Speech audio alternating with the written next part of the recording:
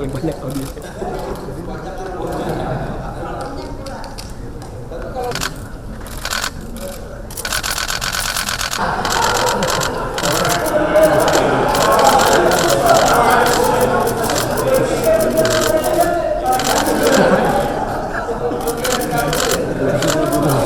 Sandi ya gitu. Ya kan? Oh enggak, saya kan sama beliau kan abang ade, beliau kan ketua umum HIPMI, saya senior, saya ketua umum junior. Canda-candaan aja ya. Makasih. Pak Bahlil ini kan selalu ada guyonannya Pak Bahlil. Tadi katanya pembayaran pajaknya paling tinggi tapi 4%-nya kurang. Kata singgung ya Pak tapi. Dan kita teman saya dari kecil, jadi Pak Presiden juga ketawa, dia bilang banyakin doa Pak Sandi. Ya, Oh, itu kata Presiden. upayanya udah, katanya doanya tambahin. Gitu.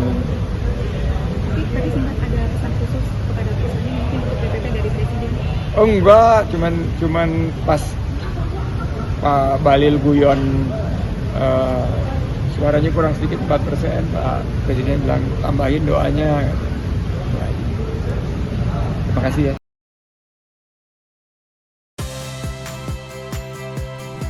Saya Audrey Chandra, saksikan program-program Kompas TV melalui siaran digital, pay TV, dan media streaming lainnya.